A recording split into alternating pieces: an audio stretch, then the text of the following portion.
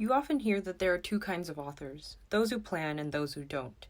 Many brilliant and talented authors are discovery writers. George R. R. Martin comes to mind as one. He's described his writing process as watering the seed of an idea and cultivating the story as he goes. Another example of such a writer in fantasy is Patrick Rothfuss, who took the novel approach of discovery writing an entire series, then going back and using that series as a kind of outline. Stephen King, another giant of the genre, famously spurns outlines and is on the record as saying that no one else should be using them either. But while these men are all incredible writers in their own right, I would argue that they share a certain Achilles heel: endings.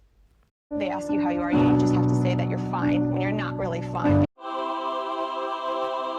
On the complete opposite end of the spectrum, Sanderson is the consummate architect of story. I know this to be true because 1, I watched his entire lecture series earlier this year, but also 2, reading The Way of Kings left no doubt in my mind that Sanderson is an author who knows exactly how his story will end. Of all the fantasy books I've read this year, The Way of Kings was certainly the most well constructed. Sure, the characters might not be the best, and the exposition is often clunky, but the way these individual elements come together in the end is where the real magic happens. The meticulous assembly and foresight on Sanderson's part elevates The Way of Kings to more than just a sum of its parts. Basically, in this video, we're going to try to reverse engineer the themes, character, and world building of The Way of Kings using Sanderson's own advice. Few, if any, authors on his level have been so transparent about their writing process, or so detailed. I think this presents a really interesting opportunity to break open a novel and see how it works on the inside. Before we begin, I want to say that if you do like this video, I would highly recommend investing the time to watch the lectures in their entirety. Not only are they incredibly illuminating, but Sanderson is a delightful and engaging teacher. This video is hardly a substitute for the real thing, and it's definitely not meant to be an exhaustive analysis. The Way of Kings begins before the beginning, with not only a prologue, but a prelude as well. There's no time to catch your breath.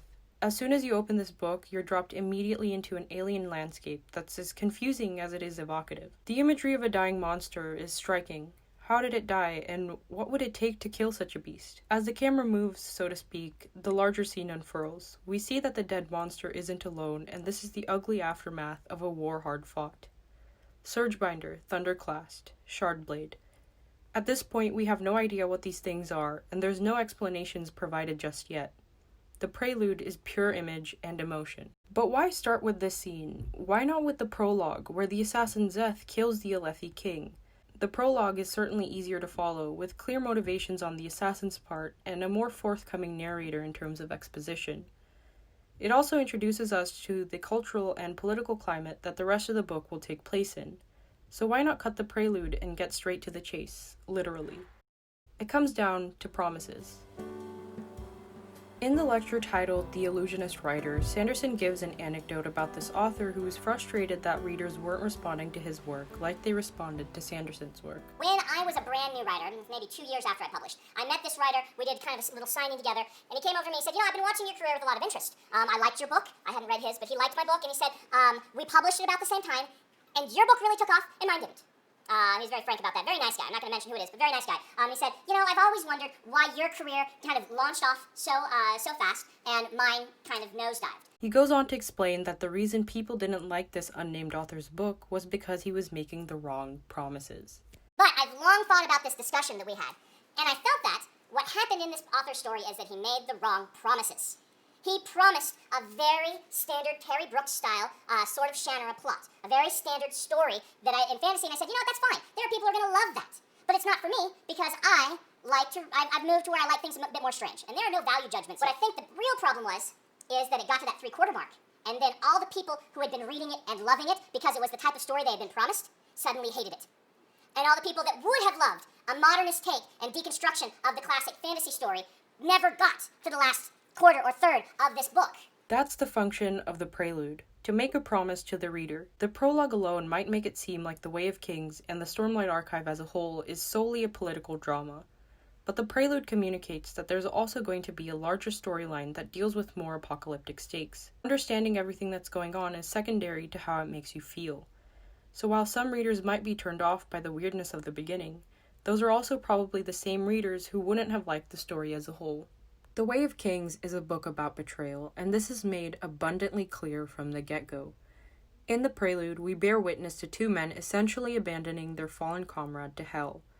That cheery scene is followed up by the murder of a king that's been orchestrated by his supposed allies. The pallor of betrayal holds over for the entire novel. From Shallan to Syl, there's not a single character in the book that isn't affected by some kind of treachery, or a perpetrator of deception themselves. All of this build-up makes for one of the most bombastic and satisfying conclusions in a book I've ever had the pleasure of reading. The last 100 or so pages of The Way of Kings barrel forward at a breakneck pace, with revelations on seemingly every page. When Dalinar is forsaken at the tower and left to die, it still feels like a punch to the gut, even though we were primed to expect betrayal from the very beginning. This moment is pivotal, and not just because it allows Dalinar and Kaladin's storylines to finally intersect. It also marks the culmination of the promises Sanderson was making to us all along. I would argue, however, that the true climax of the book is not Sadis's double-crossing. The true climax comes afterwards, when Dalinar completely flips the narrative on its head and gives away his Shardblade in return for Kaladin and the rest of Bridge 4. This scene is the thesis of The Way of Kings, the book that began with an act of corruption, ends with an act of honor, and Sanderson makes us another promise. This is a story about good men choosing over and over to be good men, he tells us, no matter the cost. I can count on one hand the number of endings that successfully strike the delicate balance between satisfying and surprising.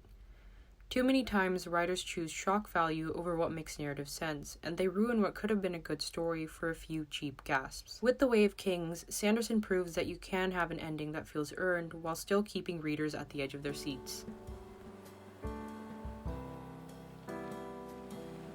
The characters in The Way of Kings are not necessarily the most complex characters I've ever read, but they were pretty solid. When you factor in the sheer volume of characters in this book, I think that Sanderson's work with characterization ranks as above average. It's not the best in the genre, but he certainly does a commendable job juggling a larger than usual cast.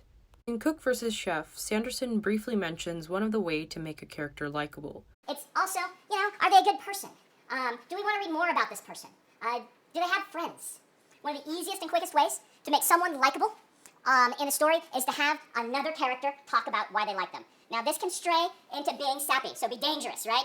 If you start off your book and there's like 40 different people being like, wow, I wish I could be like Sally. She is the best. Have you seen her throw throwing stars? Best at throwing stars. And the next person's like, yes. And Sally also is really good at kicking people in the face. I don't know. You could see how this would get annoying. But if you introduce this as a person who just, they interact with their characters and those characters like them, we will naturally be more sympathetic toward that person. He doesn't really elaborate on this a whole lot, but I find this tidbit really interesting because it's basically how he introduces nearly all the main characters in The Way of Kings.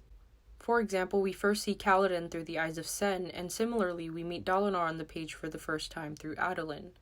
Both of these characters are leaders, so it makes sense that we're introduced to them not directly, but through the people they command. In fact, Kaladin and Dalinar's storylines are braided together in the narrative quite beautifully. Before they ever even cross paths, you know they're meant to work together eventually because they display so many of the same qualities. One of the ways Sanderson designs characters is by using a sliding scale. Lots of ways to do this, but I started looking at characters as kind of these sliding scales that you can kind of imagine. You can come up with your own, but you can imagine one of them being competence, another being likability, and another being proactivity, and there are plenty of others. Applying this model to Kaladin and Dalinar, we can see that they share the same sliding scales for morality, but Dalinar is already at the far end of the competence scale. Kaladin slowly works his way up until, by the end of the book, he's at the same level as Dalinar. This provides a sense of movement for the reader, while also building anticipation for the moment that the two men will meet. There is one character who does not receive the classic show-don't-tell treatment. Whereas we get to watch Dalinar fight the Chasm Fiend and show us how awesome he is, and Kaladin's backstory is doled out slowly over the course of the entire book, Shallan's backstory is given to us almost as soon as we meet her. For personality, she makes a few jokes that are supposed to be witty, but they come off as more than a little try-hardy. Altogether, she's not half as impressive as the rest of the POVs we get to read in this novel. We know that Sanderson knows what show-don't-tell means, so why deliberately kneecap one of his characters? Shallan has one central mission in this book, to steal Jasna Kolin's soulcaster and save her family from destitution. As a result, she spends a lot of time thinking about Jasna and trying to understand her as a person. By the end of the book, we learn that Jasna, like Shallan, has the ability to soulcast without using a fabrial. This reveal, among others, is shocking, and it adds to the surprising yet satisfying elements of the ending. Jasna never has a POV chapter in The Way of Kings, and if she did, it would have ruined the surprise. So since we can't be in Jasna's head, Shallan is the vessel through which we must observe her. Shallan's own characterization takes the back seat as a result, but it's in the service of something greater. Sanderson is telling us one thing in order to show us another. My favorite piece of world building in The Way of Kings is without a doubt the spren. The first mention of spren is in the prologue. Music spren zipped around them, the tiny spirits taking the form of spinning translucent ribbons. Then a page later, flame spren are mentioned. Both times, spren are referred to in passing, like describing the grass or the wind. After all, to the inhabitants of this world, the spren are just as commonplace as grass. This presents a problem. How can Sanderson talk about the spren without it falling into maid and butler talk? And as a whole, the world building of The Way of Kings is a great example of the iceberg principle. We spend a lot of time with the Alethi in the Shattered Plains, learning the ins and outs of their culture. But we also see glimpses of other countries through the interludes. The bridgemen also serve as small windows to the other cultures in this world, with almost all of them coming from different corners. Characters like Rock and Lopin are great reminders that there is a much larger world left to be explored, and that this is only the first book of a 10-book series. In a lot of ways, The Way of Kings as a whole is kind of a prologue to the entire Stormlight archive, and world building is yet another promise to the reader. I am well aware that I've only really scratched the surface of analyzing all the different elements that went into writing The Way of Kings. It's been a while since I've had so much fun sinking into another world and falling in love with the characters. I'm currently in the middle of reading Words of Radiance, and I can't wait to get into Oathbringer and Rhythm of War after. Let me know in the comments what you think of this video. I'd love to hear your opinions on Sanderson's writing techniques or just the Stormlight archive in general. Thanks for watching.